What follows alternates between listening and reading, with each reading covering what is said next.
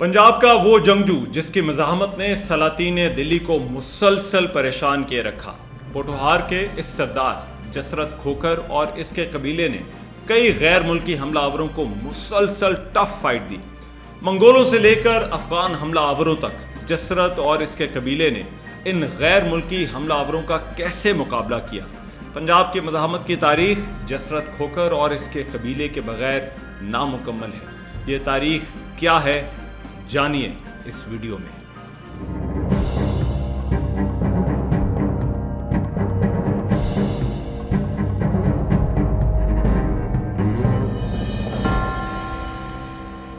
ہماری history books میں ہم نے دلی اور لاہور پر راج کرنے والوں اور قبضہ کرنے والوں کا نام تو بہت سنا ہے، اور ان کا جنہوں نے سلطنتیں اور بادشاہتیں قائم کی۔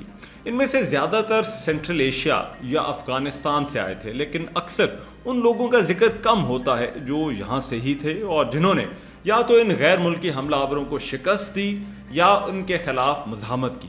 ہماری تاریخ بڑے بڑے ناموں اور شہنشاہوں پر فوکس کرتی ہے، لیکن ان سن آف سوائلز کو بھول جاتی ہے جنہوں نے یہاں اپنی حکومتیں بنائیں۔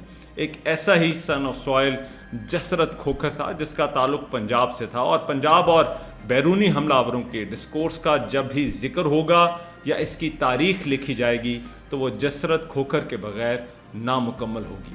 جسرت کھوکھر 15ویں صدی کا ایک پنجابی حکمران تھا۔ اس کی وجہ شہرت غیر ملکی حملہ آوروں کے خلاف اس کی مزاحمت تھی۔ جسرت اور اس کا باپ شیخا کھوکھر، اس نے امیر تیمور کا بھی مقابلہ کیا۔ یہ کشمیر میں کنگ میکر بھی رہا۔ اس نے سلطنت دلی پر متعدد حملے کیے۔ ہماچل پردیش سے لے کر جموں، نارتھ پنجاب اور پوٹھوہار تک اس کے علاقوں میں شامل تھا۔ لیکن سوال یہ ہے کہ جسرت کھوکھر کیا غیر ملکی حملہ آوروں کے خلاف تھا، یا پھر وہ اور اس کا قبیلہ محض ایک اپرچونسٹ واریئرز تھے؟ اس کے لیے جسرت کھوکھر کی زندگی اور حالات کو دیکھنا ہوگا۔ تاریخ فرشتہ میں اگرچہ جسرت کھوکھر کو گکھڑ لکھا گیا ہے، لیکن عام طور پر یہ سمجھا جاتا ہے کہ یہ درست نہیں۔ اکثر تاریخ میں ان دونوں قبائل کو مکس کیا جاتا ہے اور ہسٹورینز کے درمیان کچھ کنفیوژن ہے، اور کچھ جگہ تو یہ معاملہ خاصا متنازع بھی ہے، کیونکہ برادریوں اور قبیلوں کے اوریجن پر لوگ اکثر جذباتی ہو جاتے ہیں۔ لیکن کئی جگہ گکھڑوں کی اپنی تاریخ کے مطابق جسرت ایک کھوکھر سردار ہی تھا۔ جسرت کی پیدائش 1375 بتائی جاتی ہے۔ اس کے باپ کا نام شیخا کھوکھر تھا۔ یہ قبیلہ مسلمان تھا اور نارتھ پنجاب اور پوٹھوہار کے علاقے میں بستا تھا۔ کہتے ہیں انہوں نے بابا فرید گنج شکر کی تعلیمات سے متاثر ہو کر اسلام قبول کیا تھا۔ ایک کریڈیبل سورس اس حوالے سے جواہر فریدی کا رائٹر محمد علی چشتی ہے، جو 1652 میں بابا فرید کے مزار پر گئے، اور ان کا یہ کہنا ہے کہ کھوکھر قبیلہ 12ویں صدی میں مسلمان ہوا تھا، اور ان کے قبیلے نے اپنی بیٹیوں کی شادی پاک پتن کے سجادہ نشینوں سے بھی کی۔ شیخا کھوکھر اور جسرت کھوکھر کو انہوں نے شیخ محمد اور شیخ فیض اللہ کا سسر بھی لکھا ہے، جس کا مطلب یہی ہو سکتا ہے کہ یہ دونوں مسلمان ہی تھے۔ اس سے پہلے بھی اس قبیلے کا ذکر کہیں نہ کہیں پنجاب کی ملٹری ہسٹری میں ہوتا رہا ہے، اور پنجاب کی سیاست میں اس کے کردار کا بھی۔ یہ پنجاب کا ایک انڈیجنس قبیلہ تھا اور دریائے جہلم کے دونوں طرف آباد تھا، جو کہ موسٹلی سالٹ رینج کا علاقہ بنتا ہے۔ اس قبیلے کے حوالے سے یہ کہا جاتا ہے کہ اس نے سلطان محمود غزنوی کے خلاف بھی مزاحمت کی۔ تاریخ فرشتہ میں اگرچہ اس جنگ میں سلطان محمود غزنوی کے خلاف لڑنے والوں کو گکھڑ لکھا گیا ہے، لیکن گکھڑ ہسٹورینز کے اپنے مطابق وہ اس جنگ میں سلطان محمود غزنوی کی فوج میں تھے، بلکہ اس کے ساتھ آئے تھے، اور اس جنگ میں فتح کے بعد اس نے ہی گکھڑوں کو یہ علاقہ سلطنت کے طور پر دیا تھا۔ لیکن ہسٹورین ایچ جی راورٹی نے اپنی کتاب notes on Afghanistan and Balochistan میں لکھا ہے کہ گکھڑوں کی بجائے یہ لوگ کھوکھر ہی تھے جن سے محمود غزنوی کا واسطہ پڑا تھا۔ کہتے ہیں شہاب الدین غوری نے جب حملہ کیا تو اس وقت لاہور کے حکمران نے بھی انہی سے مدد طلب کی۔ 1205 میں انہوں نے افغانستان کے صوبے غور سے آنے والے شہاب الدین غوری کے خلاف بھی مزاحمت کی، جس کے بعد اس نے ایک فوج لا کر یہاں جہلم کی لڑائی میں انہیں شکست دی۔ لیکن پھر کہتے ہیں کہ شہاب الدین غوری کی دھمیاک کے قریب اسیسینیشن میں بھی انہی کھوکھروں کا ہاتھ تھا۔ ایک خیال یہ بھی ہے کہ ایسا اسماعیلیوں نے کیا، لیکن یہ بھی کہا جاتا ہے کہ یہ دونوں کا کمبائنڈ آپریشن تھا۔ بہرحال جب امیر تیمور کے حملے شروع ہوئے تو ان منگول حملوں کے وقت بھی یہی قبیلہ فرسٹ لائن آف ڈیفنس تھا، اور اس کا ذکر امیر تیمور نے خود ملفوظات تیموری میں کیا ہے۔ اکتوبر 1398 میں امیر تیمور نے دریائے بیاس کے کنارے جال کے مقام پر شاہپور کے سامنے پڑاؤ ڈالا تو یہاں اسے پتہ چلا کہ کھوکھر قبیلے کے ایک سردار نصرت نے ایک جھیل کے کنارے پر قلعے میں مورچہ قائم کر رکھا ہے۔ نصرت کھوکھر جو کہ ایک ذمہ دار تھا اور اس کے پاس صرف 2000 کی فوج تھی، لیکن وہ امیر تیمور کا مقابلہ کرنے کے لیے تیار بیٹھا تھا۔ تیمور نے نصرت پر حملہ کیا اور اسے شکست دے کر اسے بھی قتل کر دیا۔ جسرت کھوکھر کا نام کچھ جگہوں پر جسرت شیخا بھی لکھا گیا ہے اور اس وجہ سے کچھ کنفیوژن ہے۔ کچھ روایتوں کے مطابق جسرت شیخا کھوکھر کا بھائی تھا اور کچھ کے مطابق وہ اس کا بیٹا تھا۔ محمد قاسم فرشتہ نے اپنی تاریخ فرشتہ میں اسے شیخا کا بھائی کہا ہے۔ ظفر نامہ اور تاریخ مبارک شاہی میں بھی ایسا ہی لکھا ہے، لیکن ہسٹورین بدایونی نے اسے شیخا کا بیٹا لکھا ہے۔ جسرت کی ارلی لائف کے بارے میں کوئی بہت زیادہ میٹیریل اویلیبل نہیں ہے۔ یہ وہ دور تھا جب یہ قبیلہ سلاطین دلی سے مسلسل لڑ رہا تھا۔ اس وقت تغلقوں کا زمانہ تھا۔ ان سے پہلے رضیہ سلطان اور غیاث الدین بلبن بھی ان کھوکھروں کے خلاف کارروائیاں کرتے رہے تھے، لیکن تغلق دور میں یہ لڑائی ایک نئی پیک پر تھی اور انہیں کامیابیاں بھی ملنے لگی تھی۔ 1342 میں اس قبیلے نے لاہور کے گورنر تاتار خان کو قتل کر کے ایک مرتبہ شہر پر قبضہ کر لیا تھا۔ اس کے بعد پھر شیخا اور جسرت نے 1393 میں لاہور پر قبضہ کیا۔ کچھ عرصہ ان کی حکمرانی رہی، لیکن باوجود کوششوں کے شیخا کی تغلقوں اور سلطنت دلی سے نہ بن سکی۔ ان کے بھیجے ہوئے کمانڈر سارنگ خان جو کہ دیبالپور کا گورنر تھا، اس نے شیخا کو پاک پتن کے قریب شکست دی اور اپنے بھائی عادل خان کو لاہور کا حکمران بنا دیا۔ اسی دوران ایک اور بہت بڑی تبدیلی ہوئی جس نے شیخا اور اس کے قبیلے کو ایک بار پھر اہم بنا دیا اور جہاں سے جسرت کا رائز شروع ہوتا ہے۔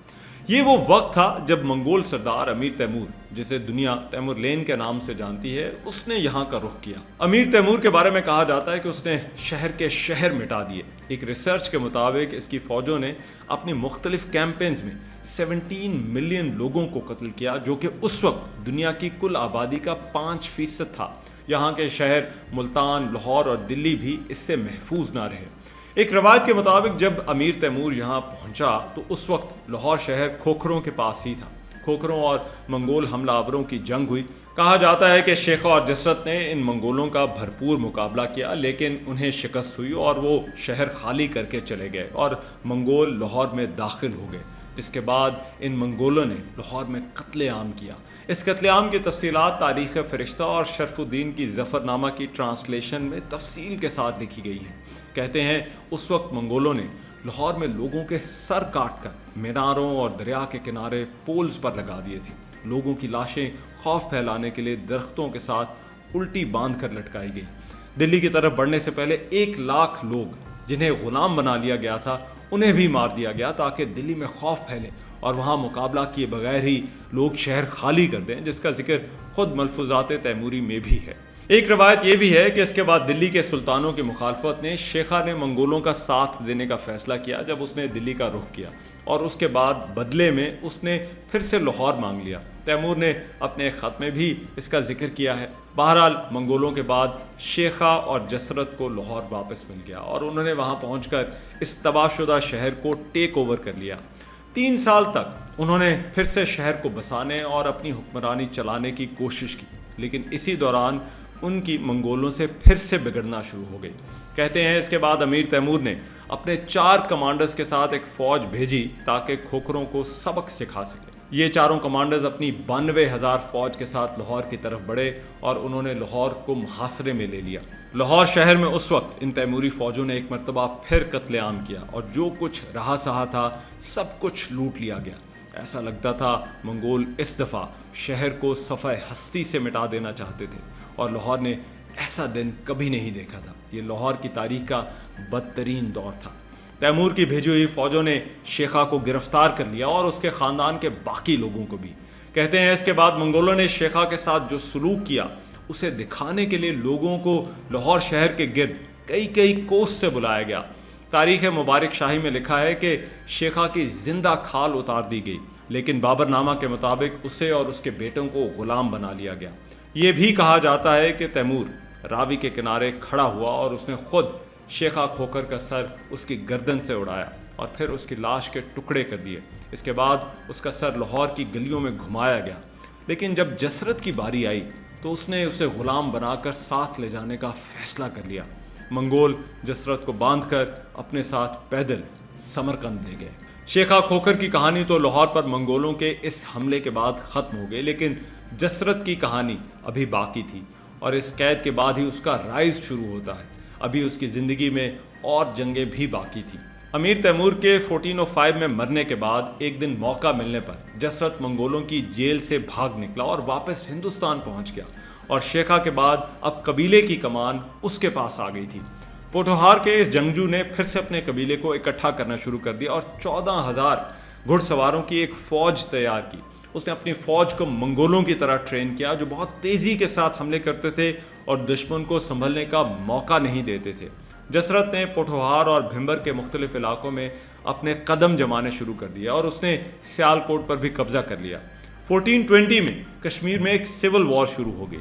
ایک طرف کشمیری سلطان علی شاہ تھا اور دوسری طرف اسی تخت کا دعوے دار شاہی خان۔ علی شاہ کی فورسز نے راجہ بھیم دیو کی مدد سے شاہی خان کو شکست دی، تو شاہی خان سیالکوٹ آ گیا اور اس نے وہاں آ کر جسرت سے مدد کی درخواست کی۔ جسرت اور شاہی خان کے اس الائنس کی اطلاع ملنے پر علی شاہ نے اپنی فوج سیالکوٹ کی طرف روانہ کی، لیکن جسرت اور شاہی خان نے اسے شکست دے دی۔ اس کے بعد اس نے شاہی خان کو کشمیر کے تخت پر بٹھایا اور اسے سلطان زین العابدین کا لقب دیا۔ یوں جسرت محض ایک سردار سے کنگ میکر بن گیا۔ امیر تیمور نے اپنے جانے کے بعد ملتان کے گورنر خضر خان کو لاہور کا گورنر بنایا تھا، جس نے 1414 میں سید ڈائنیسٹی کی بنیاد رکھی۔ یہ شروع میں ایک طرح سے منگولوں کے ہی ایجنٹ یا ویسل سٹیٹ تھی۔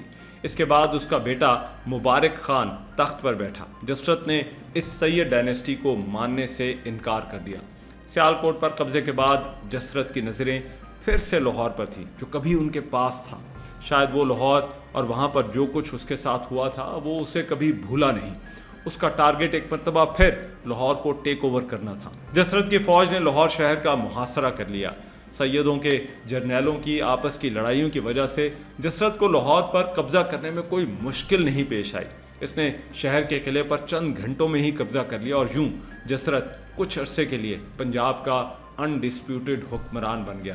وہ شہر جہاں شیخا کا سر قلم ہوا تھا اور جہاں وہ منگولوں کا قیدی بنا تھا، اب جسرت اس شہر کا حکمران تھا۔